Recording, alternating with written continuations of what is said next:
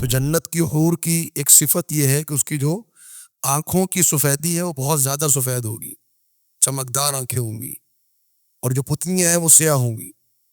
اس معنی میں جنت کی حور کو حور کہتے ہیں، یعنی حور کا اصل معنی ہوتا ہے بالکل سفید چیز، خالص چیز۔ کہ اگر اللہ رب العالمین کوئی نشانی نازل کر دے انسان کے مطالبے پر، پھر انسان اس مطالبے کے مطابق ایمان نہ لے کر آئے تو اللہ رب العالمین عذاب نازل کر دیتا ہے۔ نبی صلی اللہ علیہ وسلم کو فرمان ہے کہ عیسائی اس وقت تک عیسائیت پر آئیں گے جب تک عیسیٰ علیہ السلام نازل نہ ہو جائے، اور جیسے ہی عیسیٰ علیہ السلام کا نزول ہوگا تو تمام عیسائی جو ہیں جو اس دنیا میں موجود ہوں گے، اس وقت بچے کچھ جو عیسائی ہوں گے، کیونکہ اس سے پہلے مسلمانوں کی اور عیسائیوں کی ایک جنگ ہوگی بڑی خطرناک، اور مسلمان اس میں فتح یاب ہوں گے اور عیسائیوں کو بالکل تحقیق کر کے رکھ دیا جائے گا۔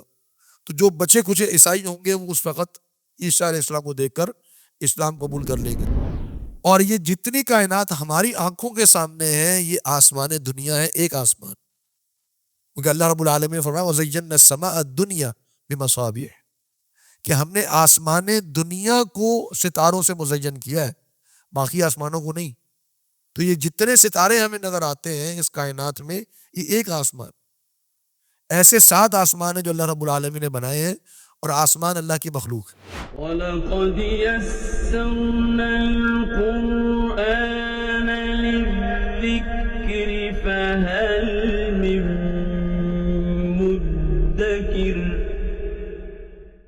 سورۃ المائدہ آیت 110 تک ہم تفسیر پڑھ چکے ہیں۔ 111 آیت سے انشاءاللہ آج ہم آغاز کریں گے۔ اعوذ باللہ من الشیطان الرجیم۔ وَإِذْ أَوْحَيْتُ، اور جب میں نے وحی کی، إِلَى الْحَوَارِيِّينَ، حواریین کی طرف، أَنْ آمِنُوا، یہ کہ تم ایمان لاؤ، بھی مجھ پر، وَبِرَسُولِي، اور میرے رسول پر۔ قالوا، انہوں نے کہا، آمنا، ہم ایمان لائے، واشہد، اور آپ گواہ ہو جائیے، بِأَنَّنَا، بے شک ہم، مسلمون، مطیع اور فرما بردار ہیں، اور ہم اسلام قبول کر چکے ہیں۔ اس آیت کا تعلق پچھلی جو آیات ہم نے پڑھی ہیں جس میں اللہ تعالیٰ نے عیسیٰ علیہ السلام پر جو اپنی نعمتیں ہیں ان کا ذکر فرمایا تھا، تو اس میں ایک نعمت یہ بھی اللہ تعالیٰ نے ذکر فرمائی کہ جو حواری ہیں، وہ جو آپ پر ایمان لائے تھے، تو وہ ان کا ایمان لانا بھی میری وحی کی وجہ سے تھا، کہ میں نے، یعنی اللہ رب العالمین نے حواریین کی طرف وحی کی، اور اس وحی کی کے نتیجے میں یہ حواری ایمان لائے۔ اب یہاں 2 باتیں ہیں جو سمجھنے کی ہیں۔ ایک بات یہ کہ اللہ رب العالمین کی وحی کا معنی کیا ہے۔ وحی تو اللہ تعالیٰ انبیاء کی طرف کرتا، اور حواری جو ہے وہ انبیاء تو نہیں ہیں۔ تو یہاں وحی سے جو مراد ہے وہ اللہ رب العالمین کا ان کے دل میں خیال ڈالنا، یا الہام جس کو ہم کہتے ہیں، وہ معنی ہے۔ وہ جو وحی پیغمبروں والی ہے، جو ایک فرشتے کے ذریعے سے کی جاتی ہے، جبریل علیہ السلام کے ذریعے سے، وہ وحی یہاں مقصود نہیں ہے، وہ مراد نہیں ہے یہاں پر، کیونکہ وہ وحی تو اصل میں آتی ہے انبیاء علیہ السلام پر۔ یہ اسی طرح ہے جس طرح اللہ رب العالمین نے سورۃ النحل میں ارشاد فرمایا کہ وَأَوْحَىٰ رَبُّكَ إِلَى النَّحْلِ، کہ آپ کے رب نے وحی کی نحل کی طرف، یعنی شہد کی مکھی کی طرف۔ اب شہد کی مکھی کی طرف وحی کرنے کا معنی کیا ہے کہ اللہ رب العالمین نے اس کی فطرت میں، اس کی جو ہے وہ طبیعت میں، اس کے مزاج میں یہ بات رکھ دی، اور اس کو اللہ تعالیٰ نے یہ بات سمجھا دی، الہام کیا۔ اسی طرح اللہ رب العالمین نے موسیٰ علیہ السلام کی والدہ کے بارے میں فرمایا اوحینا الی موسیٰ، کہ ہم نے موسیٰ علیہ السلام کی والدہ کی طرف وحی کی۔ تو وہ جو وحی تھی وہ بھی کوئی رسول کوئی فرشتہ لے کر نہیں آئے تھے، بلکہ وہ بھی ایک الہام اور ایک خیال اس سے مراد۔ تو یہاں حواریین کو اللہ رب العالمین نے الہام فرمایا کہ تم یعنی ان کی طبیعت کے اندر، ان کے مزاج میں اللہ رب العالمین نے عیسیٰ علیہ السلام کی جو دعوت تھی اس کو قبول کرنا ان کی طبیعت میں ڈال دیا۔ حواریین، دوسری بات یہ کہ حواریین کون ہے؟ حواریین جو ہے، حوار جو ہے وہ حور سے ہے، اور حور ہم پڑھتے ہیں حور عین جس کو ہم کہتے ہیں، تو جنت کی جو حور ہے، تو حور اس کو اس لیے کہا جاتا ہے کیونکہ اس کی جو آنکھوں میں یہ جو ہماری آنکھوں کی سفیدی ہے تو اس کو حور کہتے ہیں۔ تو جتنی زیادہ یہ سفید، یعنی ان کی آنکھوں کی جو سفیدی ہے وہ بہت زیادہ سفید ہوگی، اور ان کی جو پتلیاں ہیں وہ انتہائی سیاہ ہوں گی، جو ہماری پتلیاں جسے ہم دیکھتے ہیں۔ تو جنت کی حور کی ایک صفت یہ ہے کہ اس کی جو آنکھوں کی سفیدی ہے وہ بہت زیادہ سفید ہوگی، چمکدار آنکھیں ہوں گی، اور جو پتلیاں ہیں وہ سیاہ ہوں گی۔ اس معنی میں جنت کی حور کو حور کہتے ہیں، یعنی حور کا اصل معنی ہوتا ہے بالکل سفید چیز، خالص چیز۔ تو حواری جو ہے وہ حور سے نکلا ہے، اور حور سفید کو یا خالص چیز کو کہتے ہیں۔ تو اب عیسیٰ علیہ السلام کے حواریین کا معنی، اس کے علماء نے دو تفاسیر ذکر کی ہیں۔ ایک تو ان کو حواری اس لیے کہتے تھے کیونکہ ان میں سے کچھ لوگ ایسے تھے جو کپڑے دھونے کا کام کرتے تھے، دھوبی تھے، کپڑے دھونے کا کام کرتے تھے، اور کپڑے دھونے والے کو جو دھو کر لباس کو اجلا کر دے، سفید کر دے، اس کو حوار کہتے ہیں۔ اور ایک علماء نے اس کی تفسیری بیان کی ہے کہ چونکہ یہ مخلص تھے عیسیٰ علیہ السلام کے ساتھ، اور خالص چیز کو بھی حور کہتے ہیں، وہ خالص سفید چیز اس کو بھی حور کہتے ہیں، تو اس معنی میں ان کا نام حواری رکھا گیا۔ تو بہرحال کوئی بھی معنی ہم کر لیں تو حواری کا جو عربی لغت پہ جو معنی ہوتا ہے وہ ہوتا ہے کوئی بہت مخلص آدمی، جو رازدان ہو، جو مخلص ہو، اس کو حواری کہتے ہیں۔ تو اللہ رب العالمین نے حواریین کا انتخاب کیا عیسیٰ علیہ السلام کے لیے، اور بعض روایات میں آتا ہے کہ یہ 12 افراد تھے، 12 افراد تھے حواری جو عیسیٰ علیہ السلام کے ساتھ تھے، اور وہ عیسیٰ علیہ السلام پر ایمان لے کر آئے، اور عیسیٰ علیہ السلام کے ساتھ انہوں نے مدد کی اور دعوت و تبلیغ کا کام کرتے رہے۔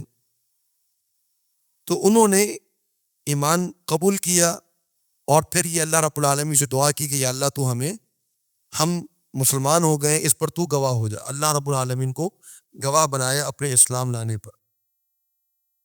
پھر اللہ رب العالمین نے ایک اور نعمت ذکر فرمائی، یہ ایک نعمت مکمل ہوئی، دوسری نعمت فرمایا اذ قال الحواریون۔ آپ یاد کیجئے کہ جب ایک موقع پر حواریون نے یہ بات کہی، کیا کہا انہوں نے؟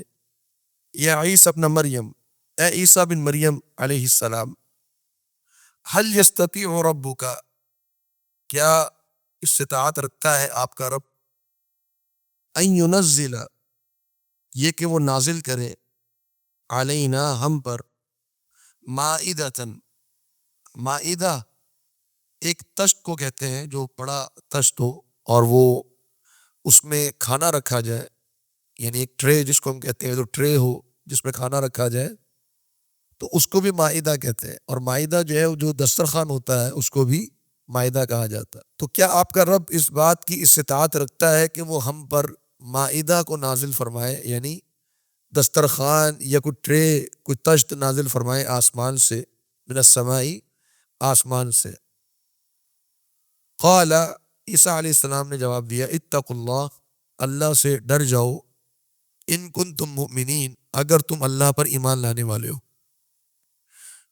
یہ سوال حواریین نے کیوں کیا؟ اس کی کئی وجوہات علماء نے ذکر کی ہیں۔ ممکن ہے کہ حواریین نے یہ مطالبہ اس لیے کیا کہ اللہ رب العالمین ہم پر مائدہ نازل فرمائے تاکہ ان کو اطمینان قلب حاصل ہو، ایمان کی پختگی ان کو مل جائے، جیسا کہ ابراہیم علیہ السلام کے بارے میں ہم نے پڑھا سورۃ البقرہ میں کہ ابراہیم علیہ السلام نے اللہ رب العالمین سے دعا مانگی کہ یا اللہ تو مجھے دکھا کہ تو مردے کو کیسے زندہ کرتا، ارینی کیف تحیی الموتیٰ، یا اللہ تو مردے کو کیسے زندہ کرتا ہے، مجھے دکھا۔ تو اللہ رب العالمین نے جب پوچھا کہ کیا تمہیں ایمان نہیں ہے کہ میں زندہ کرتا ہوں؟ قال بلا ولکن لیطمئن قلبی، تو ابراہیم علیہ السلام نے جواب دیا کہ یا اللہ مجھے ایمان ہے اس بات پر، لیکن میں چاہتا ہوں کہ میرا دل بھی اطمینان حاصل کر لے، میں اپنی آنکھوں سے بھی دیکھ لوں۔ تو ممکن ہے کہ حواریین نے یہ مطالبہ جو کیا کہ اللہ رب العالمین ہمیں آسمان سے ایک تشت نازل کرے اور ایک دسترخوان ہمیں دے تاکہ ہم اس سے کھائیں اور ہمارے دل کو اطمینان، یقیناً ہو سکتا ہے یہ بات ہو۔ یا ایک معاملہ یہ بھی علماء نے ذکر کیا کہ ممکن ہے کہ حواریین چونکہ یہودی آپ کے خلاف سازش کر رہے تھے اور ایک جگہ پر قید کیا ہوا تھا، تو اس وقت ممکن ہے کہ بھوک کی کیفیت ہو اور کچھ کھانے کا ان کو نہ ملا ہو، اور انہوں نے اس وقت عیسیٰ علیہ السلام سے یہ بات کر دی۔ اب یہ جو جملہ انہوں نے کہا نا کہ حل یستطیع ربک، کہ کیا آپ کا رب استطاعت رکھتا ہے، تو اس کا یہ معنی نہیں ہے کہ وہ اللہ رب العالمین کی طاقت میں اور قوت میں شک کر رہے کہ کیا آپ کا رب یہ طاقت رکھتا ہے یا قوت رکھتا ہے، یہ معنی نہیں ہے۔ معنی یہ کہ کیا اللہ رب العالمین یہ جو دسترخوان نازل کرنا ہے، اس دسترخوان نازل کرنے میں اللہ رب العالمین کی حکمت تو کوئی مخالف نہیں ہے اس کے، یعنی کیا اللہ رب العالمین کی کوئی حکمت تو مخالفت نہیں ہے اس کی کہ اللہ تعالیٰ ہم پر آسمان سے مائدہ نازل کر دے، یہ معنی ہے اس کا۔ یعنی اگر کوئی شخص اللہ رب العالمین کی طاقت اور قوت میں شک کرے وہ تو مومن ہی نہیں ہے، کیونکہ ہمیں تو ایمان ہے کہ اللہ رب العالمین جو چاہے کر سکتا ہے، ان اللہ علی کل شیء قدیر، اللہ تعالیٰ ہر چیز پر قادر ہے۔ تو یہاں جو حواریین نے یہ بات کہی کہ حل یستطیع ربک، اس کا معنی یہ ہے کہ کیا آپ کا رب اس بات کی، یہ جو مائدہ نازل کرنا ہے یہ اللہ رب العالمین کی احکامات کی یا حکمت کے مخالف تو نہیں ہے کہ اللہ رب العالمین ہم پر آسمان سے ایک دسترخوان نازل کر دے؟ تو عیسیٰ علیہ السلام نے جو جواب دیا کہ اتقوا اللہ، تم اللہ سے ڈر جاؤ، یہ کیوں کہا عیسیٰ علیہ السلام نے؟ یہ اس لیے کہا کیونکہ اگر اللہ رب العالمین کوئی نشانی نازل کر دے انسان کے مطالبے پر، پھر انسان اس مطالبے کے مطابق ایمان نہ لے کر آئے تو اللہ رب العالمین عذاب نازل کر دیتا ہے۔ تو عیسیٰ علیہ السلام نے کہا کہ دیکھو اتنا بڑا مطالبہ نہ کرو کہ آسمان سے دسترخوان نازل ہو اور پھر ہم اس میں سے کھائیں، یا اگر تم نے مطالبہ کر دیا اور اللہ رب العالمین نے یہ مطالبہ تمہارا مان لیا، تسلیم کر لیا، تو پھر اگر تم اس کے مطابق تمہارا ایمان نہ ہوا تو پھر تم پر بڑا عذاب آ سکتا ہے اللہ تعالیٰ کا۔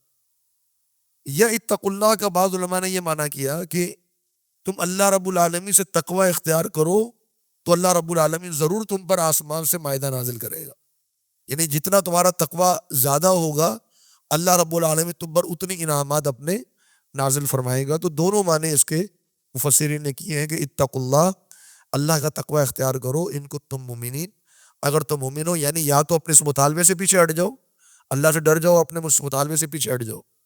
یہ عیسیٰ علیہ السلام نے کہا کہ اگر تم اس مطالبے کو مکمل کرانا چاہتے ہو تو اپنا تقوی مکمل کر لو، اللہ رب العالمین تم پر آسمان سے یہ مائدہ اور یہ انعام نازل کر دے گا۔ تو دونوں اس کے معنی ہو سکتے ہیں۔ حواریین نے جب عیسیٰ علیہ السلام کی یہ بات سنی تو انہوں نے کہا، قالو، کہنے لگے، نرید، ہم یہ چاہتے ہیں، ان ناکل منہا، کہ ہم اس مائدہ سے، اس دسترخوان سے کچھ کھائیں، وتطمئن قلوبنا، اور ہمارے دل مطمئن ہو جائے، وہی مقصد کہ اللہ تو آسمان سے ہم پر اپنی نعمت نازل کر، ہم اس نعمت سے کھائیں اور ہمارے دل مطمئن ہو جائے، ونعلم، اور ہم جان لیں اچھی طرح، ان قد صدقتنا، یہ کہ آپ نے ہم سے سچا وعدہ کیا ہے، یعنی آپ نے جتنے بھی ہم سے وعدے کیے ہیں کہ اللہ رب العالمین ہماری مدد کرے گا، اس دین نے غالب آنا ہے، میرے ماننے والوں نے غالب آنا ہے، اور جو میرے مخالفین ہیں ان کو شکست ہوگی، اور جو آخرت کے وعدے ہیں وہ سب آپ نے ہم سے سچے وعدے کیے ہیں، اس پر ہمارا اطمینان اور اس پر ہمارا یقین مزید بڑھ جائے، وَنَكُونَ عَلَيْهَا، اور ہم ہو جائیں اس مائدہ پر، اس دسترخوان پر، من الشاہدین، گواہی دینے والوں میں سے، یعنی ہم گواہی دیں کہ اللہ رب العالمین نے آسمان سے ہم پر یہ نعمت نازل فرمائی تھی اور ہم نے اس کو کھایا تھا۔ اب حواریین کی نیت واضح ہو گئی تو ان کا مقصد کیا ہے، تو جب پھر اس کے مطابق عیسیٰ علیہ السلام نے اللہ رب العالمین سے دعا فرمائی۔ قال عیسیٰ علیہ السلام نے فرمایا، ابن مریم، عیسیٰ بن مریم علیہ السلام نے، اللہم، اے اللہ، اللہم کا معنی اے اللہ، یہ اللہم میں جو میم آتی ہے یہ یا کی جگہ پر آتی ہے، اصل میں یا اللہ، تو یا کو ہٹا کے میم لگا دی جاتی ہے، تو اللہم کا معنی بھی ہے اے اللہ، ربنا اے ہمارے رب، انزل تو نازل فرما دے، علینا ہم پر، مائدۃ ایک کھانے سے سجا ہوا دسترخوان، من السماء آسمان سے، تکون وہ سجا ہوا کھانے سے دسترخوان ہو جائے، لنا ہمارے لیے، عیدن عید کا موقع، لأولینا ہمارے اولین لوگوں کے لیے، وہ آخرینا اور ہمارے آخر میں آنے والے، بعد میں آنے والے لوگوں کے لیے، وہ آیۃ من کا اور تیری طرف سے یہ نشانی ہو، ورزقنا اور تو ہمیں رزق عطا فرما، وانت اور تو خیر الرازقین بہترین رزق عطا کرنے والا ہے۔ عیسیٰ علیہ السلام نے اس موقع پر یہ اللہ رب العالمین سے دعا فرمائی، اور دعا میں دو باتیں ارشاد کی کہ یا اللہ جس دن یہ دسترخوان نازل ہو وہ دن ہم عید کا دن منا لیں، ہم بھی عید کریں اور ہمارے بعد آنے والی جو نسلیں ہیں جو عیسائیت پر ہوں وہ بھی اس دن کو عید کا دن منا دیں، اور وہ تیری طرف سے ہمارے لیے نشانی بھی ہو اور تیری طرف سے ہمارے لیے رزق بھی ہو۔ تو یہ دو دعائیں عیسیٰ علیہ السلام نے کی۔ قال اللہ، اللہ رب العالمین نے جواب دیا عیسیٰ علیہ السلام کی دعا کا، انی بے شک میں، منزلھا اس دسترخوان کو نازل کروں گا، علیکم تم پر، میں آپ کی دعا کو قبول کروں گا اور آپ کی اس دعا کے مطابق اس دسترخوان کو نازل کروں گا۔ فمن یکفر، بس جس نے کفر کیا، بعد اس کے بعد، منکم تم میں سے، فانی بس بے شک میں، اعذبہ اس کو عذاب دوں گا، عذاباً ایسا عذاب، لا اعذبہ کہ وہ عذاب میں نے کسی کو نہیں دیا ہوگا، احدن کسی ایک کو، من العالمین تمام جہان والوں میں سے۔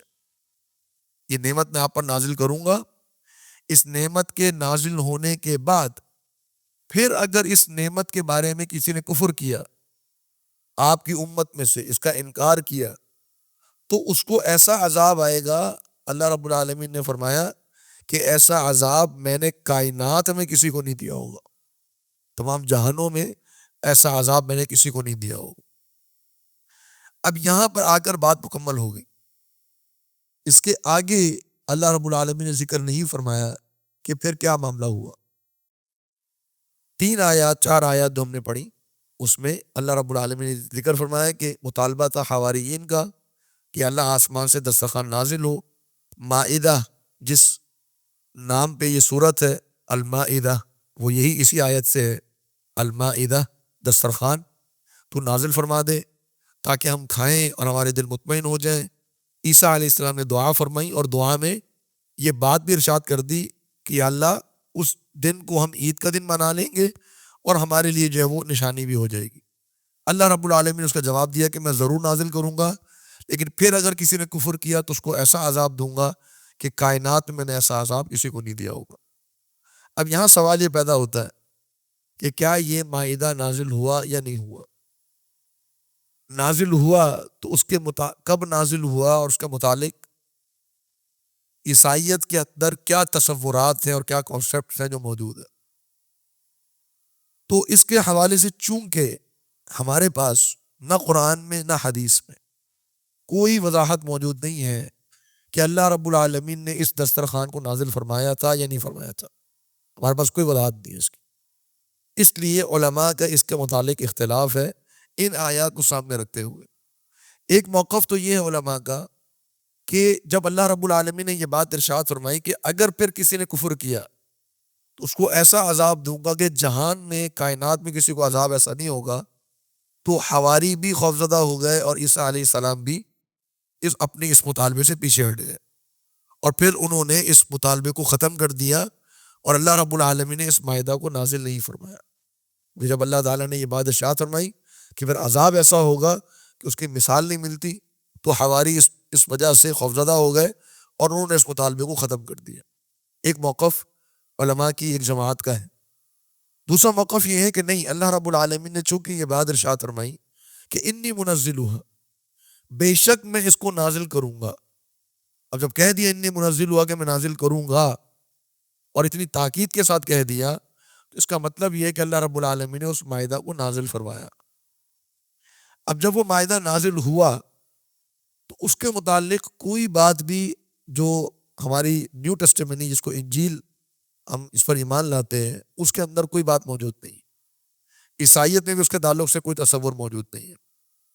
بعض علماء نے یا اس کو جو کہہ لیں کہ بعض لوگوں کی یہ رائے ہے کہ کرسمس کے موقع پر جو یہ ایک تصور موجود ہے کہ آسمان سے کوئی آتا ہے اور وہ بچوں کے لیے گفٹ لے کر آتا ہے اور وہ ہدیہ لے کر آتا ہے، تو یہ جو آسمان سے آنا ہے اور ہدایہ لے کر آنا ہے، گفٹس لے کر آنا ہے، تو شاید یہ اس عید کی بگڑی ہوئی شکل ہے جو اللہ رب العالمین نے عیسیٰ علیہ السلام کو دسترخوان دیا اور اس دسترخوان کے نزول کے وقت کو عیسیٰ علیہ السلام نے عید کا دن منایا، حواریوں نے بھی اس کو عید کا دن مقرر کر لیا.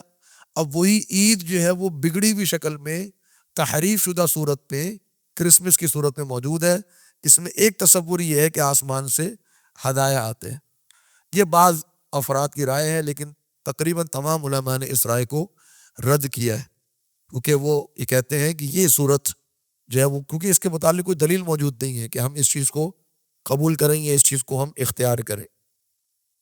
جہاں تک عید کا معاملہ ہے تو اس کے متعلق علماء کی رائے یہ ہے کہ ممکن ہے کہ اللہ رب العالمین نے یہ مائدہ نازل کیا ہو اور اس کو اتوار کے دن نازل کیا ہو، اور اتوار کا دن جو ہے وہ عیسائیوں کے لیے عید کا دن ہے جیسے ہمارے لیے جمعے کا دن عید کا دن ہے. اور عید اس دن کو کہتے ہیں جو پلٹ پلٹ کر آتی ہو. عید اس دن کو کہتے ہیں جو پلٹ پلٹ کر آتی ہو، چاہے وہ ہفتے کے بعد پلٹ کر آئے، چاہے وہ مہینے کے بعد پلٹ کر آئے، چاہے وہ سال کے بعد پلٹ کر آئے. تو ہمارا ایک دو عیدیں ایسی ہیں جو سال کے بعد آتی ہیں، جیسے عید الفطر ہے اور عید الاضحیٰ ہے، وہ سال کے بعد آتی ہے. اور ایک عید ایسی ہے جو ہر ہفتے آتی ہے، یعنی جمعے کا دن.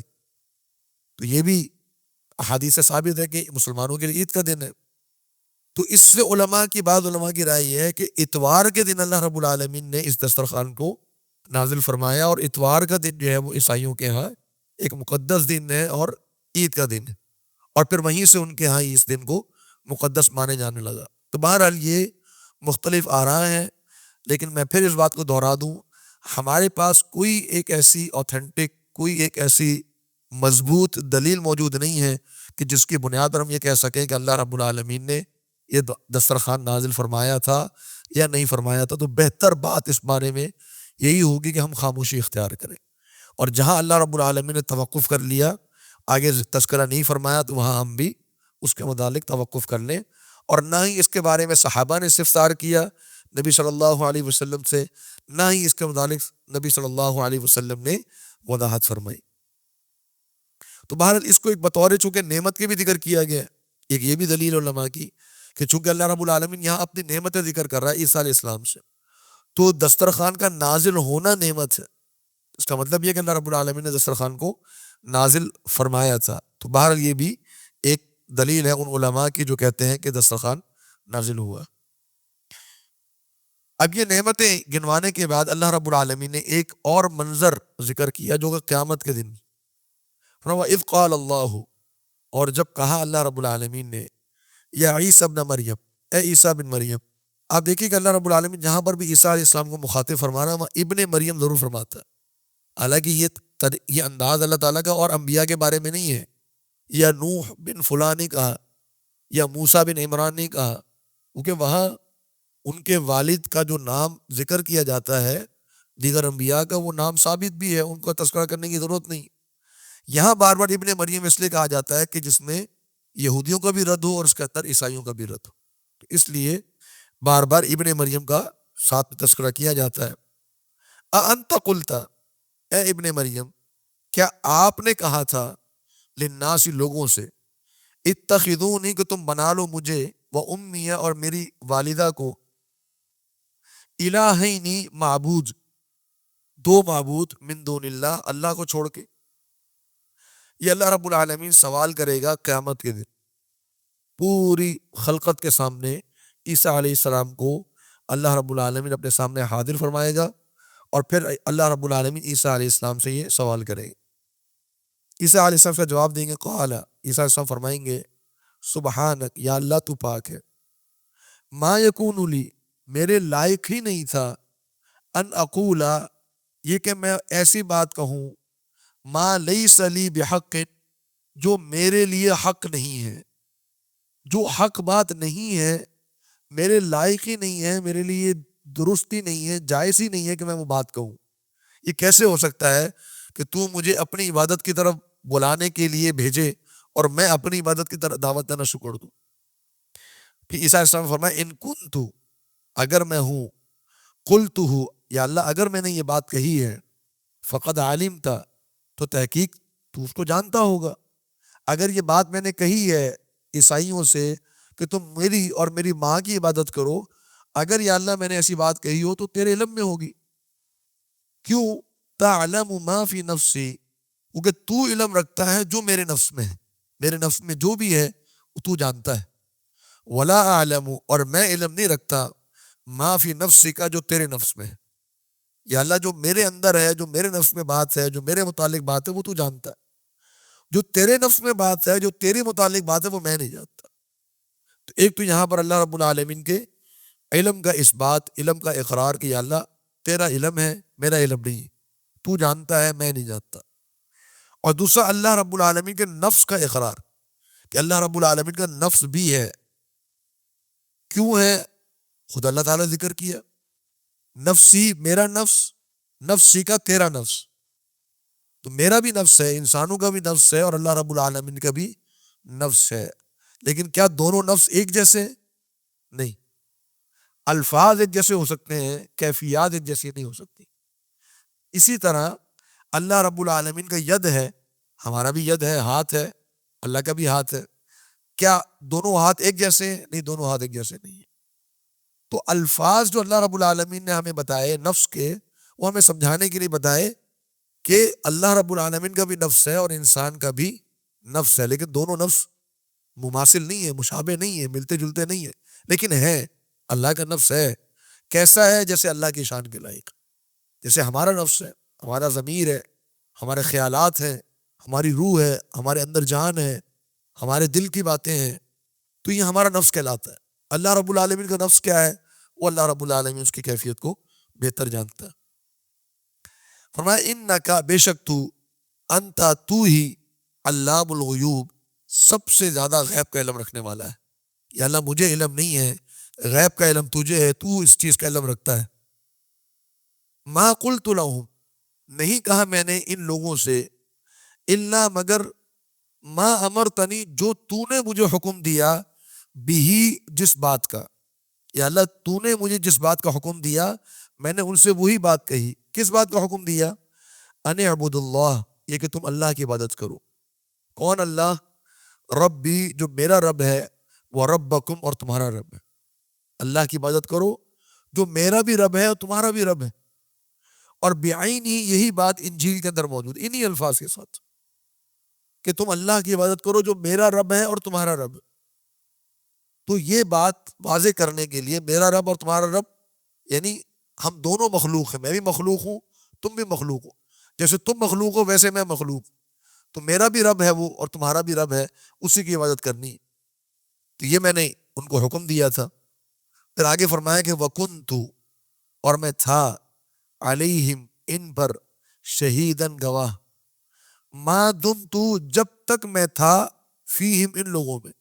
یا اللہ جب تک میں ان لوگوں کے درمیان موجود تھا اس وقت تک کی تو میں گواہی دے سکتا ہوں کہ میں نے ان سے یہ بات کہی تھی اور یہ اسی طریقے سے عمل پیرا تھے اور وہی بات ان لوگوں نے قبول کی تھی.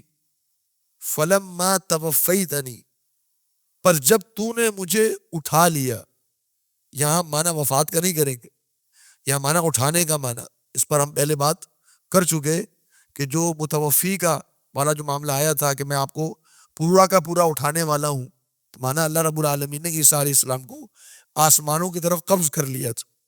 فلما توفیتنی پر جب تو نے مجھے قبض کر لیا یعنی کہ مجھے اٹھا لیا, کنتا تو تھا, انتا تو ہی الرقیب علیہم نگران ان لوگوں کے اوپر. یا اللہ جب تک میں تھا تو میں تو گواہی دے سکتا ہوں, جب میں نہیں تھا اور میرے بعد یہ امت میں بگاڑ آ گیا. ٹھیک ہے نا. اور یہ بات ہم کیوں کہہ رہے ہیں؟ کیونکہ یہ عیسیٰ علیہ السلام کے نزول کے بعد کی بات نہیں ہے، بلکہ عیسیٰ علیہ السلام کے نزول سے پہلے کی بات. کہ جب عیسیٰ علیہ السلام نازل ہوں گے تو اس وقت تو تمام عیسائی اسلام قبول کر لیں گے، جیسا کہ نبی صلی اللہ علیہ وسلم کو فرمان ہے کہ عیسائی اس وقت تک عیسائیت پر آئیں گے جب تک عیسیٰ علیہ السلام نازل نہ ہو جائے. اور جیسے ہی عیسیٰ علیہ السلام کا نزول ہوگا تو تمام عیسائی جو ہیں جو اس دنیا میں موجود ہوں گے، اس وقت بچے کچھ جو عیسائی ہوں گے، کیونکہ اس سے پہلے مسلمانوں کی اور عیسائیوں کی ایک جنگ ہوگی بڑی خطرناک، اور مسلمان اس میں فتح یاب ہوں گے اور عیسائیوں کو بالکل تحقیق کر کے رکھ دیا جائے گا. تو جو بچے کچھ عیسائی ہوں گے وہ اس وقت عیسیٰ علیہ السلام کو دیکھ کر اسلام قبول کر لیں گے. تو اب یہاں بات کن کی ہو رہی ہے؟ ان لوگوں کی بات ہو رہی ہے جو عیسیٰ علیہ السلام کے اٹھائے جانے کے بعد سے لے کر عیسیٰ علیہ السلام کے نزول تک جو عیسائی تھے ان کے بارے میں بات ہو رہی ہے کہ اللہ جب تو نے مجھے قبض کر لیا تو نگران تھا ان کے اوپر. وَأَنْتَ، اور تو عَلَىٰ كُلِّ شَيْءٍ شہید، ہر چیز پر نگران. عَلَىٰ كُلِّ شَيْءٍ، ہر چیز پر شہید گواہ ہے. تو ہی ہر چیز کا حقیقی گواہ ہے. میں جب تک تھا اس وقت کی میں گواہی دے سکتا ہوں، اور جب تو نے مجھے اٹھا لیا تو میرے علم میں نہیں. اور آپ دیکھیں بالکل وضاحت کے ساتھ عیسیٰ علیہ السلام، ہم سب کا ایمان ہے عیسیٰ علیہ السلام آج زندہ ہے، ہم سب مانتے ہیں. جو نہیں مانتا وہ قرآن و حدیث کا منکر ہے. تو ہمارا ایمان کیا ہے؟ ہر مسلمان کا ایمان کیا ہے؟ عیسیٰ علیہ السلام آج زندہ ہے. کون سی زندگی ہے؟ جو دنیا کی زندگی، جو ہم میں اور آپ ابھی زندہ ہے. اس کے باوجود بھی عیسیٰ علیہ السلام یہ کہہ رہے ہیں کہ یا اللہ مجھے کچھ نہیں پتا، میں نہیں جانتا. جب تک میں تھا اس وقت تک مجھے پتا ہے، جب میں آسمان پر چلا گیا باوجود اس کے کہ میں زندہ ہوں، میں زندہ تھا، لیکن مجھے کچھ نہیں پتا کہ میری امت نے پیچھے کیا کیا. تو جو انبیاء فوت ہو گئے جن کی زندگی ہی نہیں ہے، ان کے بارے میں ہم کیسے دعویٰ کر سکتے ہیں کہ ان کو احوال کا پتہ ہے؟ جب ایک نبی جو زندہ ہے قرآن کے مطابق، حدیث کے مطابق جو زندہ ہے، اس کو اپنی امت کے احوال کا علم نہیں ہے، تو جو نبی فوت ہو گیا اس کو اپنی امت کے احوال کا کیسے معلوم ہو سکتا ہے؟ تو قرآن مجید کے اندر یہ بات خود نبی اس چیز کے اقرار کر رہے ہیں کہ وَأَنْتَ عَلَىٰ كُلِّ شَيْءٍ شَهِيدٌ، جب تک میں تھا اس وقت تک تھا، جب نہیں تھا تو مجھے اس چیز کا علم نہیں ہے. آگے فرمایا کہ اِن تُعَذِّبْهُمْ، یا اللہ اگر تو اس امت کو عذاب دے، فَإِنَّهُمْ، پس بے شک یہ لوگ، عبادک، تیرے بندے ہیں، تیرے غلام ہیں. یا اللہ اگر تو عذاب دے تو تیرے بندے ہیں، تیری گرفت میں ہے، تیری طاقت میں ہے، تیری قوت میں ہے، تو جو چاہے مرضی ان کے ساتھ کر. وَإِن تَغْفِرْ لَهُمْ، اور یا اللہ اگر تو ان کو معاف کر دے، فَإِنَّكَ، پس بے شک تو، انت، تو ہی ہے، العزیز، غالب، الحکیم، حکمت والا. بڑے خوبصورت الفاظ، بڑے خوبصورت الفاظ. دعا نہیں فرمائی بلکہ عاجزی اور بے بسی کا اظہار کیا کہ یا اللہ اگر تو عذاب دیتا ہے ان بندوں کو، تیرے بندے، معاف کر دے گا تو تو غالب ہے، تو حکمت والا ہے. تو اللہ رب العالمین کی قوت، اللہ تعالیٰ کی قدرت، اللہ تعالیٰ کے غلبے کا اظہار اور انسانوں کی بے بسی اور عاجزی کا اظہار ہے. اس میں دعا کوئی نہیں ہے لیکن الفاظ بڑے خوبصورت. ان تعذبہم فإنہم عبادک وإن تغفر لہم فإنک انت العزیز الحکیم. اور یہ الفاظ ایسے ہیں کہ نبی کریم صلی اللہ علیہ وسلم نے ان الفاظ کو بہت پسند کیا. اور ایک حدیث میں، صحیح حدیث ہے، کہ اما عائشہ صدیقہ فرماتی ہیں کہ ایک رات، اور یہ غالباً سیدنا جابر بن عبداللہ سے بھی روایت، فرماتے ہیں کہ ایک رات میں نے نبی صلی اللہ علیہ وسلم کو دیکھا کہ آپ تہجد کی نماز میں قرات کرتے ہوئے یہ الفاظ پڑھ رہے ہیں، ان تعذبہم فإنہم عبادک وإن تغفر لہم فإنک انت العزیز الحکیم. ان تعذبہم فإنہم عبادک وإن تغفر لہم فإنک انت العزیز الحکیم. ان تعذبہم فإنہم عبادک وإن تغفر لہم فإنک انت العزیز الحکیم. جابر عبداللہ عنہ فرماتے ہیں کہ نبی صلی اللہ علیہ وسلم اس آیت کو دہراتے رہے، دہراتے رہے، دہراتے رہے، دہراتے رہے، یہاں تک کہ صبح ہو. اور نبی صلی اللہ علیہ وسلم الفاظ کو دہراتے رہے. نبی صلی اللہ علیہ وسلم الفاظ کو کیوں دہرا رہے تھے؟ اپنی امت کے لیے. یہ الفاظ عیسیٰ علیہ السلام نے فرمائے اپنی امت کے لیے، اور نبی صلی اللہ علیہ وسلم نے الفاظ کو دہرا رہے اپنی امت کے لیے. یا اللہ تیری امت میری امت ہے، تیرے بندے ہیں، عذاب دے گا تو تیری گرفت میں ہے، معاف کر دے گا تو تو بخشنے والا ہے، تو غالب ہے اور حکمت والا ہے. تو یہ بات عیسیٰ علیہ السلام نے کہی قیامت کے دن، یا کہیں گے قیامت کے دن۔ قال اللہ رب العالمین نے فرمایا ھذا، یہ یوم، ایک دن ہے، ینفع الصادقین، نفع دے گا سچ صادقین کو، صدقہم، ان کا سچ، یعنی آج کے دن جن لوگوں نے اپنا وعدہ سچا کیا ان کو ان کی سچائی فائدہ دے گی، یعنی جو ایمان لانے والے ہیں آج ان کو فائدہ ہوگا۔ یہ جواب کس کا ہے؟ اللہ رب العالمین کا، عیسیٰ علیہ السلام کی دعا کا۔ عیسیٰ علیہ السلام کیا دعا کر رہے ہیں کہ اللہ اگر تو عذاب دے گا تو تیرے بندے ہیں، معاف کر دے گا تو غالب اور حکمت والا ہے۔ اللہ رب العالمین نے کیا فرمایا؟ میں معاف کس کو کروں گا؟ جو ایمان لانے والے ہیں۔ تو یہ ایک اٹل اصول ہے اللہ رب العالمین کا۔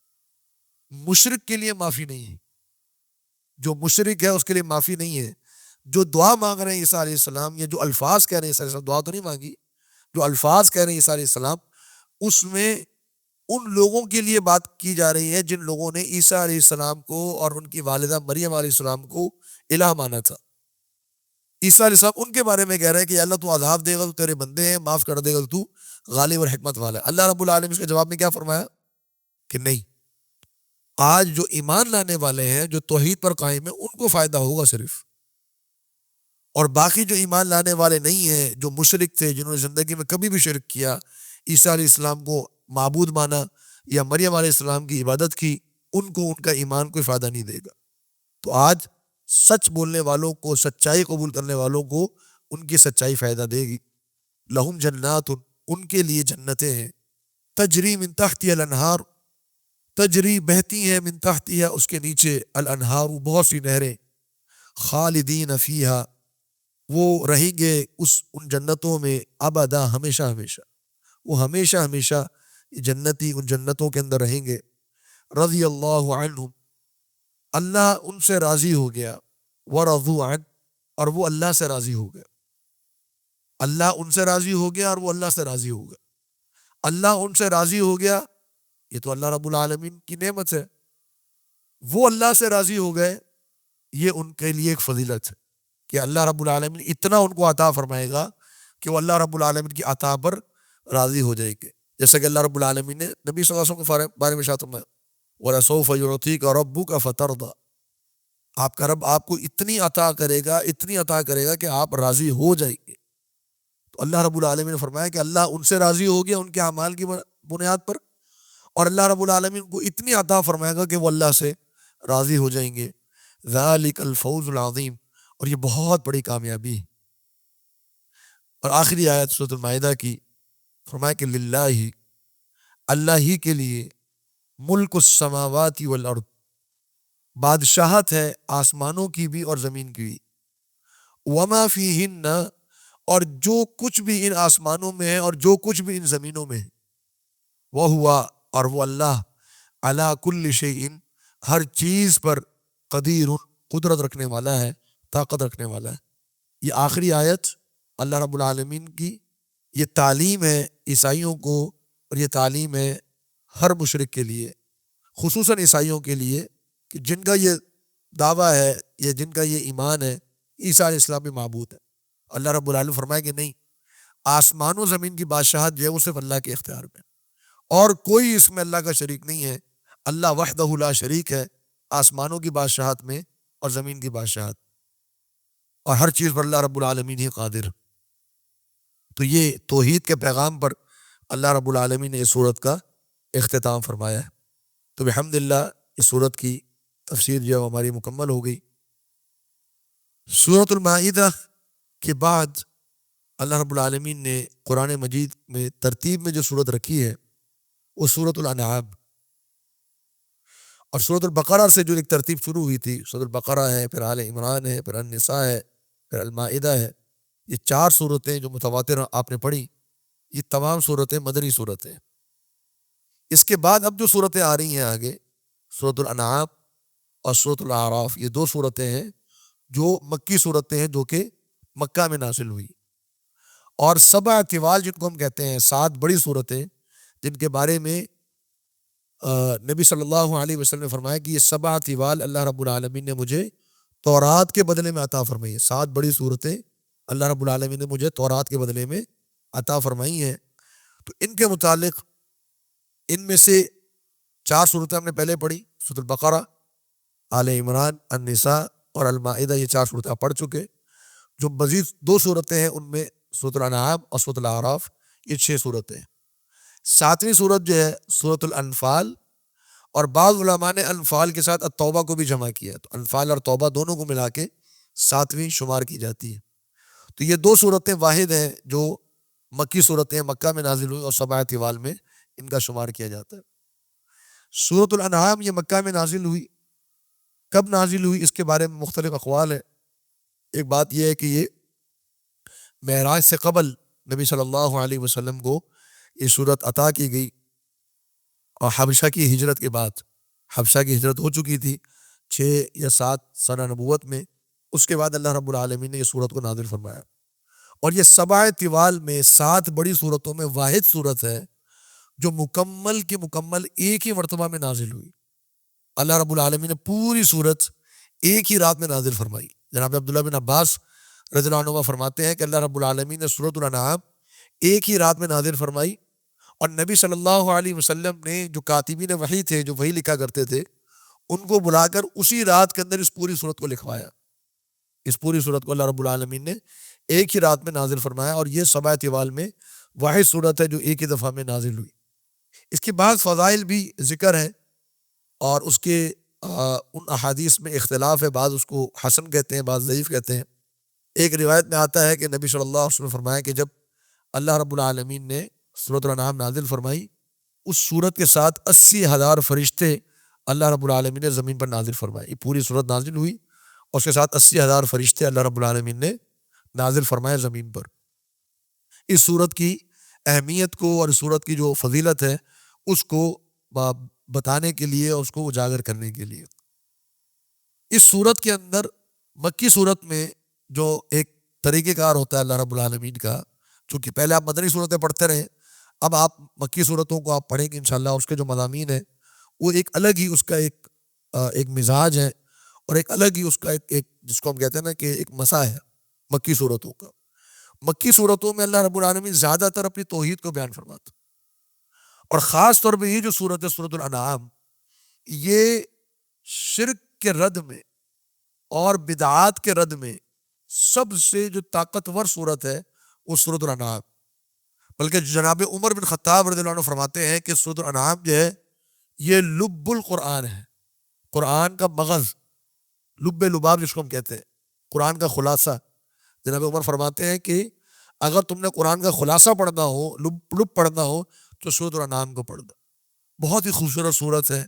توحید کے اتنے خوبصورت عقلی اللہ رب العالمین نے دلائل اس صورت کے اندر دیے، اور ایمان بالرسالہ اور ایمان باللہ، ان پر اللہ رب العالمین نے اس صورت کے اندر دلائل بھی دیے ہیں، اور جو مشرکین کے دلائل تھے ان کا رد بھی فرمایا ہے. تو حقیقت یہ ہے کہ اگر آپ نے توحید کو صحیح طرح سمجھنا ہو تو اس سورۃ الانعام کی صحیح تفسیر پڑھ لیں، تو انسان کو صحیح طریقے سے جو توحید جس کا تقاضا اللہ رب العالمین نے فرمایا ہے وہ سمجھ میں آتی. اس کا نام ہے الانعام. انعام جو ہے یہ کہتے ہیں چوپائے کو، جو مویشی ہوتے ہیں، جو چوپائے ہوتے ہیں، ان کو انعام کہا جاتا ہے. تو اس کے اندر چونکہ اللہ رب العالمین نے انعام کا ذکر کیا، چوپایوں کا ذکر کیا جو مویشی ہیں، اور ان کے مختلف اقسام کا ذکر کیا، اور اس کے ساتھ ساتھ اللہ رب العالمین نے انعام کی جو مختلف لوگ عبادت کے اندر مختلف طریقے اختیار کرتے ہیں، کہ کچھ جانور اپنے مشرکین بتوں کے لیے خاص کر دیتے ہیں، اور کچھ جو ہیں وہ اس کے مختلف طریقے سے عبادت کرتے ہیں. تو اللہ رب العالمین نے ان طریقوں کو بیان کر کے اس پر رد بھی فرمایا ہے. اور اس صورت کے اندر اللہ رب العالمین نے یہ بات بھی ذکر فرمائی ہے کہ قربانی کے موقع پر کون کون سے جانور جو ہیں وہ ذبح کیے جا سکتے ہیں. اس نسبت سے اس صورت کو سورۃ الانعام کہا جاتا ہے. اس صورت کا آغاز کرتے ہیں بسم اللہ الرحمن الرحیم. آپ پڑھ چکے ہیں بسم اللہ کے بارے میں کہ یہ یا تو الگ مستقل آیت ہوتی ہے یا پھر یہ پہلی آیت کا جز ہے. تو فرمایا کہ الحمدللہ، تمام تعریفات اللہ رب العالمین کے لیے. یہ جو الحمدللہ کے الفاظ ہیں یہ اللہ رب العالمین نے 7 صورتوں کے آغاز میں الحمدللہ کہا ہے. 7 صورتوں کے آغاز میں ان میں سے ایک سورہ جو ہے سورۃ الانعام، اسی طرح سورۃ الکہف بھی ہے، سورہ سبا ہے، سورہ فاطر ہے، تو تقریباً 7 صورتیں جس کے آغاز میں اللہ تعالیٰ نے الحمدللہ فرمایا۔ الحمدللہ اس کی تفصیل اور اس کی تفسیر آپ سورۃ الفاتحہ میں پڑھ چکے ہوں گے۔ ہر قسم کی تعریف کے لائق اللہ رب العالمین ہے۔ کون ہے اللہ؟ الذی، وہ ذات، خلق السماوات، جس نے آسمانوں کو پیدا کیا، والارض، اور زمین کو پیدا کیا، وجعل، اور اس نے پیدا کیا بنایا، الظلمات، اندھیروں کو، والنور، اور روشنی کو۔ تو 4 چیزیں اللہ رب العالمین نے بیان فرمائی، آسمان اور زمین اور اندھیرے اور روشنی۔ یہاں معلوم ہوا کہ جو آسمان ہے وہ باقاعدہ ایک مخلوق ہے۔ ہمارے یہاں یہ سمجھا جاتا ہے کہ یہ جو خلا ہے یہ خالی ہے، یہ اسپیس، اس میں کچھ نہیں، لیکن اللہ رب العالمین نے مسلمانوں کو یہ عقیدہ دیا ہے کہ نہیں، آسمان بھی ایک مخلوق ہے۔ اور یہ جتنی کائنات ہم دیکھتے ہیں آج تک، جتنی کائنات ہم نے ڈسکور کی ہے، جو بلینز آف لائٹ ایئرز ہیں، ملینز آف لائٹ ایئر، یعنی نوری سال، نوری سال کے بارے میں ہم کیا کہتے ہیں کہ ایک لائٹ جو ہے آج ہماری مخلوقات میں سے ایک واحد جو ہے وہ مخلوق ہے جو اتنی تیزی کے ساتھ سفر کرتی ہے جس کا ہم اس سے زیادہ کوئی چیز اور نہیں ہے، اسپیڈ والی، جس کو ہم اسپیڈ آف لائٹ کہتے ہیں۔ 3 لاکھ کلومیٹر ایک سیکنڈ میں سفر کرتی ہے اسپیڈ۔ تو یہ جتنی کائنات آج تک ہم نے ڈسکور کی ہے یہ بلینز آف لائٹ ایئرز ہیں، یعنی ایک سال میں روشنی جتنا سفر کر سکتی ہے، جو اربوں کھربوں کلومیٹر ہو سکتے ہیں ایک سال میں، اتنے آپ بلینز آف لائٹ ایئرز لگا دیں، اتنی کائنات ابھی تک انسان ڈسکور کر چکا ہے۔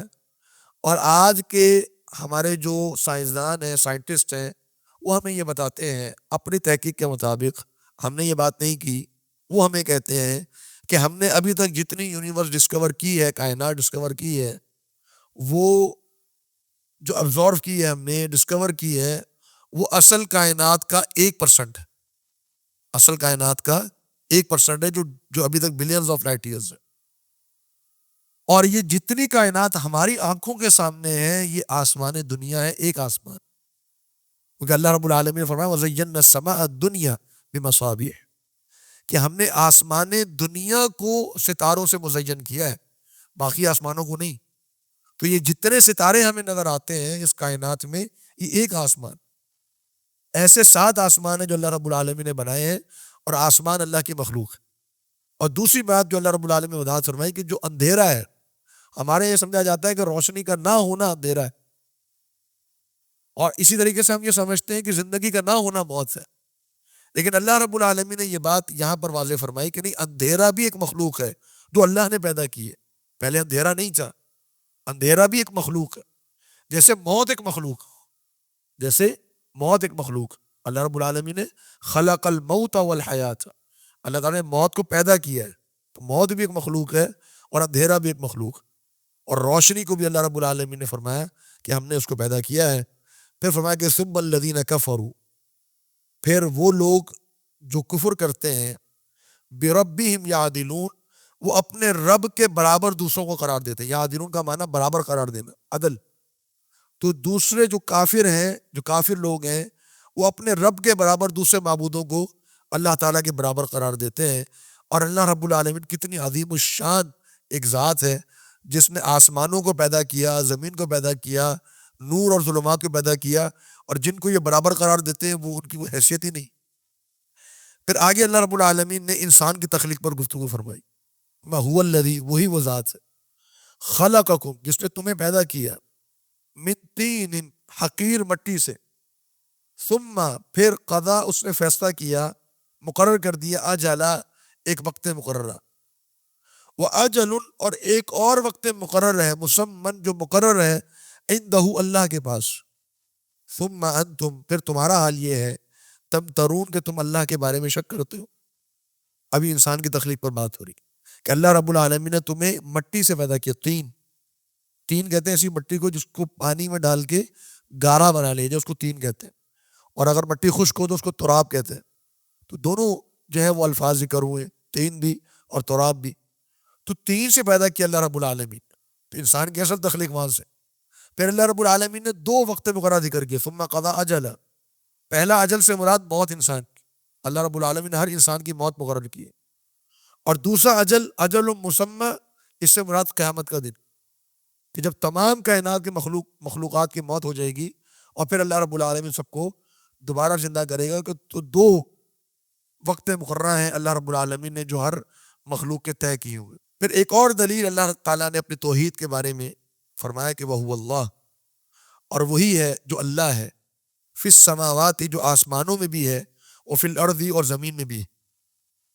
یعلم، وہ علم رکھتا ہے، سرکم، تمہاری خفیہ باتوں کی، وجہرکم، اور تمہاری اعلانیہ باتوں کی، ویعلم، اور وہ علم رکھتا ہے، ما تکسبون، جو کچھ بھی تم کماتے ہو. ہر چیز کا اللہ رب العالمین کو علم.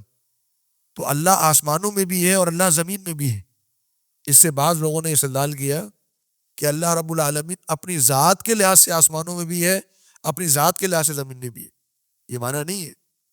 کیوں؟ کیونکہ اللہ رب العالمین آگے کیا فرمایا؟ یعلم سرکم، اللہ رب العالمین تمہاری جو خفیہ باتیں ہیں اس کا علم رکھتا ہے. تو اللہ رب العالمین نے وضاحت فرما دی کہ آسمانوں میں اور زمین میں جو اللہ ہے وہ اپنے علم کے لحاظ سے، اپنی ذات کے لحاظ سے نہیں ہے. اپنی ذات کے لحاظ سے اللہ رب العالمین کہاں ہے؟ اللہ تعالیٰ اپنی ذات کے لحاظ سے عرش پر مستوی. اللہ تعالیٰ ہم سے اوپر ہے، فوق ہے، ہم سے اوپر ہے، ہم پر غالب ہے. اللہ رب العالمین عرش پر ہے. اور یہ بات اللہ تعالیٰ نے قرآن مجید میں 8 مقامات پر ذکر کی. الرحمن علی العرش استوى، الرحمن علی العرش استوى ثم استوى علی العرش. اللہ رب العالمین عرش پر مستوی ہوا، یہ بات اللہ تعالیٰ نے قرآن مجید میں 8 مقامات پر ذکر فرمائی. اور ہمارا یہ عقیدہ ہے کہ اللہ رب العالمین اپنی ذات کے لحاظ سے آسمانوں پر ہے، اپنی ذات کے لحاظ سے اللہ تعالیٰ ہر جگہ نہیں ہے. جو یہ کہتے ہیں کہ اللہ تعالیٰ حاضر اور ناظر ہے، وہ غلط کہتے ہیں، ان کا عقیدہ غلط، باطل عقیدہ. اللہ رب العالمین علم رکھنے والا ہے، اللہ تعالیٰ سننے والا ہے، اللہ تعالیٰ دیکھنے والا ہے. اللہ رب العالمین اپنی قدرت، اپنی قوت کے اعتبار سے اللہ رب العالمین نے تمام مخلوقات کو اپنے گرفت میں لیا ہوا. لیکن خود اللہ رب العالمین کی ذات کہاں ہے؟ اپنی مخلوقات سے باہر. اللہ رب العالمین اپنی مخلوقات سے باہر ہے. اور یہ بڑا ہی ایک عجیب سا عقیدہ ہے، ایک غلط عقیدہ ہے، اور انتہائی میں جس کو کہوں گا کہ ایک گھناؤنا عقیدہ ہے. اللہ رب العالمین کے بارے میں کوئی شخص تصور کرے کہ اللہ رب العالمین اپنی مخلوقات کے اندر موجود. یہ ہمارے ہاں عجیب و غریب سے نام دے دی جاتے عقیدوں کو. ایک عقیدہ وحدت الوجود کا عقیدہ ہے کہ ہر چیز اللہ سے نکلی اور اللہ میں فنا ہونی. اللہ کے علاوہ اس کائنات میں کوئی چیز ہے ہی نہیں. لا حول ولا قوت الا باللہ، استغفر اللہ. مخلوق الگ ہے، خالق الگ ہے. وحدت الوجود کا عقیدہ جو ہے یہ انتہائی گھناؤنا عقیدہ.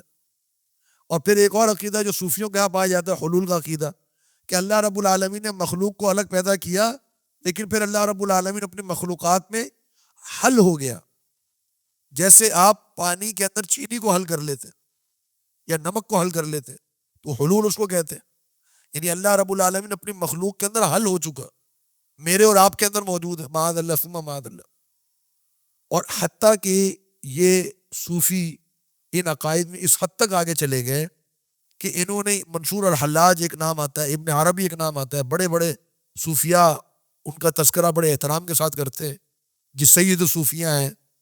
سید الصوفیاء نہیں ہے، یہ سید التواغیت ہے. اللہ رب العالمین کے بارے میں اتنا گھناؤنا عقیدہ. یہاں تک کہے گئے کہ فرعون نے جو کہا کہ انا ربکم الاعلی، تو فرعون کا یہ کہنا غلط نہیں تھا. فرعون نے جو کہا کہ میں تمہارا رب ہوں تو اس نے غلط نہیں کہا تھا، اس نے صحیح کہا تھا. لیکن چونکہ موسیٰ علیہ السلام کے عقیدے کا مخالف تھا، اس لیے اللہ رب العالمین نے اس کو سزا دی. انا ربکم الاعلی، یعنی فرعون جو کہہ گیا وہ صحیح کہہ گیا. تو حلول کا عقیدہ یا وحدت الوجود کا عقیدہ، یہ سب یونانی فلسفیوں کے عقیدے اور ہندوؤں کے عقیدے، بدھ مت کے عقیدے جو مسلمانوں کے اندر آ چکے. ہمارا عقیدہ بالکل صاف، خالص، واضح عقیدہ کہ اللہ بحیثیت خالق کے الگ ہے، مخلوقات الگ ہے. اللہ رب العالمین کی ذات کہاں ہے؟ اللہ رب العالمین کی ذات عرش کے اوپر ہے، عرش پر مستوی ہے، اور مخلوقات اس سے نیچے ہے. عرش پر کوئی مخلوق نہیں ہے، اور جہاں اللہ ہے وہاں کوئی مخلوق نہیں ہے، جہاں مخلوق ہے وہاں خالق نہیں ہے. خالق کی صفات موجود ہیں علم کے لحاظ سے۔ فرمایا کہ وما تاتیہم، اور نہیں آتی ان لوگوں کے پاس، من آیت، کوئی نشانی، من آیات ربہم، ان کے رب کی آیات میں سے، الا مگر کانو، یہ ہیں، عنہا، ان آیات سے، معرضین، اعراض کرنے والے۔ اب یہاں مشرکین کی جو معاملات ہیں، ان کی جو عادات ہے، ان کا ذکر ہو رہا ہے کہ جب بھی ان کے پاس کوئی نشانی آتی ہے اللہ تعالیٰ کی، اس نشانی سے منہ موڑ لیتے، واضح نشانی ہوتی، دیکھ رہے ہوتے، پتہ ہے کہ یہ اللہ کی نشانی ہے، لیکن اس سے منہ موڑ لیتے ہیں۔ آج کل کے ایتھیسٹ کو آپ دیکھ لیجئے، کیسے مطلب ایک احمقانہ عقیدہ ہے ایک انسان کا کہ وہ یہ تو تصور کر لے کہ جی یہ کتاب بغیر کاتب کے نہیں بن سکتی، یہ موبائل بغیر موجد کے نہیں بن سکتا، لیکن یہ دنیا، یہ انسان جس کے اندر اتنا پیچیدہ نظام ہے، وہ بغیر خالق کے وجود میں آ گیا۔ ایک ایک نظام جو اللہ رب العالمین نے بنایا، جس کی ترکیب، جس کی ترتیب بڑی منظم انداز سے، جس کو اللہ تعالیٰ نے ڈیزائن کیا، اتنی خوبصورت ڈیزائننگ، یہ بغیر ڈیزائنر کے وجود میں آ گئی۔ اس سے بڑھ کر بیوقوفی کیا ہوئی ایک انسان کی؟ ان کو ہم کہتے ہیں انٹلیکچوئل ہیں، یہ سائنٹسٹ ہیں، جو اللہ رب العالمین کی نشانیاں دیکھنے کے باوجود بھی ایمان نہیں لاتے۔ اتنی عظیم ترین مخلوقات دیکھتے ہیں اللہ تعالیٰ کی، کائنات کو کھوجتے ہیں، بڑے بڑے سیارے اور ستارے دیکھتے ہیں، کس طرح ڈیزائن ہوئے ہوئے، ایمان نہیں لاتے۔ تو یہ وہی بات ہے کہ اللہ رب العالمین انسان کے دل سے جب بصیرت نکال دے، ایمان نکال دے، تو اس کو ایمان نہیں آتا۔ آگے فرمایا فقد کذبوا بالحق، تحقیق جھٹلا دیا انہوں نے حق کو، لما جاءہم، جب وہ حق ان کے پاس آیا، فسوف یاتیہم، پس آئے گی عن قریب ان کے پاس، انباء، وہ معاملات، وہ خبریں، ما کانوا بہ یستہزئون، جس کا یہ مذاق اڑایا کرتے تھے، مذاق اڑاتے تھے، کوئی قیامت نہیں آئے گی، کوئی موت نہیں آئے گی، کوئی جنت اور جہنم نہیں ہے، کوئی حساب و کتاب نہیں ہونا۔ اللہ فرمایا ان قریب یہ معاملات تمہارے سامنے آئیں گے، آج جو تم جھٹلا رہے ہو اس دنیا میں بیٹھ کے، ان قریب تو یہ تم نظارے اپنی آنکھوں سے دیکھو گے۔ پھر نصیحت فرمائی آگے، فَأَلَمْ يَرَوْا، کیا یہ لوگ نہیں دیکھتے، کم اہلکنا، کتنی ہی بستیوں کو ہلاک کیا ہم نے، من قبلہم، ان سے پہلے، من قرن، بستیاں، مکناہم، ہم نے ان کو طاقت دی تھی، فی الارض، زمین میں، ما لم نمکن لکم، جو طاقت اور جو قوت، جو تمکین، جو ملکیت ہم نے تمہیں نہیں دی۔ وَأَرْسَلْنَا السَّمَاءَ، اور ہم نے بھیجا آسمان میں، آسمان کو بھیجا ہم نے، علیہم، ان لوگوں پر، مدرارا، متواتر، بار بار، یعنی بھرپور ان پہ ہم نے بارشیں نازل فرمائیں۔ وجعلنا الانہار، اور ہم نے نہریں بنائیں، تجری من تحتہم، جو ان کے نیچے بہتی تھیں، فاہلکناہم، پس ہم نے ہلاک کر دیا ان کو، بذنوبہم، ان کے گناہوں کی وجہ سے، وانشأنا، اور ہم نے پھر آباد کیا، من بعدہم، ان کے بعد، قرنن، بستیاں، آخرین، اور لوگوں کی۔ یہ آیت بڑی قابل غور ہے۔ اس آیت میں اللہ رب العالمین نے دو باتیں ارشاد فرمائی، میری اور آپ کی نصیحت کے لیے اور آج کے لوگوں کی نصیحت کے لیے۔ فرمایا کہ تم سے پہلے جو لوگ تھے، ہم لوگ تو یہ سمجھتے ہیں نا کہ آج انسان نے ترقی کی ہے، آج بڑی ترقی حاصل ہوئی ہے، انڈسٹریل ایرا ہے اور ٹیکنالوجی ہے اور ماڈرنزم کی طرف جا رہے ہیں۔ اللہ رب العالمین نے فرمایا کہ جو ترقی اور جو عروج ہم نے ان لوگوں کو دیا تھا، تمہارا تصور نہیں ہے وہ چیز۔ اور واقعہ آج ہم جب دیکھتے ہیں، آپ صرف احرام مصر کو دیکھ لیجئے، انسان اگر احرام مصر کو دیکھے کہ یہ انسان کی تخلیق ہے، کیسے بنایا اس کو، آج اتنی ٹیکنالوجی ہونے کے باوجود بھی انسان اس احرام مصر جیسی بلڈنگ نہیں بنا سکتا۔ اور جو اللہ رب العالمین نے ان کو طاقت دی، جو ان کو صحت دی، آج ہماری صحتیں کیا ہیں، ڈاکٹروں کے پاس جاتے ہیں، 40 کے اوپر چلے جائیں تو بیماری ہے۔ ہم تو یہ کہہ رہے ہیں کہ جی میڈیکل سائنس نے بڑی ترقی کر لی۔ میڈیکل سائنس نے ترقی یہ تو کی ہے کہ بیماریوں سے بھر دیا ہمارے جسم کو، ایک بیماری کا مقابلہ کرتے دوسری بیماری آ جاتی ہے، اور ایک کمزوری کا مقابلہ کرتے دوسری کمزوری آ جاتی ہے۔ تو یہ جو بیماری آج ہیں، آج سے پہلے اب نسل میں چلی ہیں، ان کے اندر نہیں تھی بیماری آئی، تو یہ تو کوئی ترقی نہیں ہے۔ جو اللہ رب العالمین نے ان کو زندگیاں دی، ہزار سال زندہ رہتے تھے، 1000 سال زندگی۔ آپ کی سوچ ہے کہ وہ کیا ان کی جوانی ہوگی اور کیا ان کی قوت ہوگی۔ قوم عاد کے بارے میں فرمایا اللہ تعالیٰ نے کہ ہم نے ایسی قوم زندگی دنیا میں کبھی پیدا نہیں کی، ایسی قوم ہم نے دنیا میں پیدا نہیں کی، اتنی طاقتور قوم تھی جو اللہ رب العالمین نے بنائی۔ تو یہ جو اللہ رب العالمین نے ان کو قوت دی، جو ان کو طاقت دی، آج کا انسان تصور نہیں کر سکتا۔ 6 فٹ کا انسان ہے، انسان کی اصل کتنی تھی؟ 60 فٹ ہائٹ تھی انسان کی، 60 بلکہ 60 ہاتھ، 60 میٹر۔ آج آپ کی جو بلند ترین بلڈنگ ہے برج عرب جو دبئی میں بنی ہوئی ہے 110 میٹر کی ہے۔ آدم علیہ السلام جیسے ایک بندہ کندھے پہ بیٹھ جائے وہ برج عرب سے اوپر نکل جائے گا، یہ ہائٹ تھی انسان کی۔ آج 6 فٹ کا انسان ہے۔ تو جو قوت، جو طاقت اللہ رب العالمین نے اس وقت انسانوں کو دی تھی، آج کے انسان کے پاس نہیں ہے۔ اس کے باوجود بھی فرمایا کہ ہم نے ان کو ہلاک کر دیا، وہ ہمارے عذاب کے سامنے ٹک نہیں سکے۔ اور دوسری بات جو اللہ تعالیٰ نے ارشاد فرمائی وہ یہ جو قابل غور ہے کہ اللہ نے ان کو ہلاک کر دیا، کیوں؟ موسمی حالات میں تغیر کی وجہ سے، کوئی پلیٹس کے ٹکرانے کی بنیاد پر، کوئی طوفانوں کے آنے کی بنیاد پر، اہلکناہم بذنوبہم، ان کے گناہوں کی وجہ سے۔ اصل جو سبب ہے انسان کی ہلاکت کا وہ انسان کے گناہ ہے۔ اور پھر وہ اللہ رب العالمین جب ان کو ہلاک کیا، انسانیت ختم نہیں ہوگی، اللہ تعالیٰ نے نئی بستیاں ایجاد کر دی، اللہ تعالیٰ اور لوگوں کو لے آیا۔ تو کوئی بھی انسان حرف آخر نہیں ہوتا، آج ہم ہیں کل کوئی اور ہوگا، کوئی اور ہے اس کے بعد کوئی تیسرا ہوگا، تو یہ دنیا ایسے ہی چلتی رہے گی۔ تو انسان کو اصل اپنے اعمال کے اوپر جو ہے وہ غور و فکر کرنا چاہیے۔ تو یہ ایک نصیحت ہے اللہ رب العالمین کی طرف سے جو کافروں کو بھی ہے اور اہل ایمان کو بھی ہے۔ اس کے بعد مزید کچھ عادات جو ان کی تھیں اہل کفر کی، جو ان کے اندر بری معاملات تھے، وہ اللہ رب العالمین آگے ذکر کیے ہماری نصیحت کے لیے۔ انشاءاللہ وہ آئندہ 10 منٹ پڑھیں گے۔ آج کا ہمارا وقت مکمل ہو گیا۔ اللہ رب العالمین سے دعا ہے کہ اللہ تعالیٰ اب جو پڑھا ہے اللہ تعالیٰ اس کو سمجھنے کی اور اس کو اختیار کرنے کی، عمل کرنے کی توفیق عطا فرمائے۔ وآخر دعوانا الحمدللہ رب العالمین۔ فرشتے آتے ہیں اللہ تعالیٰ کے حکم کو لے کر، اور جب تک وہ حکم پھر اس کی تنفیذ نہ ہو جائے، وہ حکم نافذ نہ کر دیا جائے اس زمین پر، فرشتے اوپر نہیں جاتے۔ فرشتے اگر بارش کا حکم لے کر آئے تو بارش نازل ہوگی، فرشتے اگر عذاب کا حکم لے کر آئے تو عذاب نازل ہوگا۔ اس امت کے بھی ایک بڑے طبقے کو سمجھ میں نہیں آتی، وہ بھی یہ ماننے کو تیار نہیں ہے کہ نبی صلی اللہ علیہ وسلم ایک بشر تھے، وہ بھی نبی صلی اللہ علیہ وسلم کو انسان ماننے میں تیار نہیں ہے۔ وہ بھی کہتے ہیں جی نبی صلی اللہ علیہ وسلم کوئی نورانی مخلوق ہے۔ تو بھائی اگر نبی صلی اللہ علیہ وسلم نورانی مخلوق ہے تو فرشتوں کے اعتراض کے، قریش کے اعتراض کے جواب میں اللہ رب العالمین کہہ دیتا کہ بھئی یہ تو نورانی مخلوق ہے، یہ کوئی بشر تھوڑی ہے۔ تو یہ توکل جو ایک انسان کا وہ کمزور پڑ جاتا ہے، اللہ رب العالمین مایوس ہو جاتے ہیں بہت جلدی، ذرا سا کوئی نقصان ہو جائے، ذرا سا کوئی معاملہ آ جائے۔